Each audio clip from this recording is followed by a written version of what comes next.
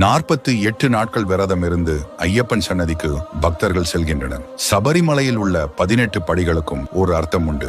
அந்த படிகள் ஒவ்வொன்றும் ஒரு பொருளை குறிக்கும். முதல் படி கண்களை குறிக்கும், இது நல்லதை மட்டுமே பார்க்க வேண்டும். இரண்டாம் படி மூக்கை குறிக்கும், சுத்தமான காற்றை மட்டும் சுவாசிக்க வேண்டும். மூன்றாம் படி காதுகளை குறிக்கும், நல்ல வார்த்தைகளை கேட்க வேண்டும். நான்காம் படி வாயை குறிக்கும், நல்ல சொற்களை பேச வேண்டும். ஐந்தாம் படி உணர்வை குறிக்கும், எப்பொழுதும் மணிமாலையை மட்டுமே தொட வேண்டும். 6 இருந்து 13 வரை உள்ள 8 படிகளும் அஷ்டகஸ் என்பதை குறிக்கும். இது காமம், குரோதம், பேரார்வம், மோகம், போட்டி, பொறாமை, தற்பெருமை ஆகியவற்றை குறிப்பதாகும். 14ஆம் படி சாத்வீகம் என்பதையும், 15ஆம் படி ராஜசம் என்பதையும், 16ஆம் படி தாமசம் என்பதையும் குறிக்கும். இம்மூன்றும் 3 குணங்களாகும். சோம்பலை விட்டுவிட்டு ஒருவர் சுறுசுறுப்புடன் இருக்க வேண்டும் என்பதை குறிக்கக்கூடியது இந்த 3 படிகள். 17ஆம் படி வித்யா என்பதை குறிக்கும். வித்யா என்றால் அறிவாகும். 18ஆம் படி அவ்வித்யா என்பதை மோட்சத்தை பெற வேண்டும் என்பதை குறிக்கும்.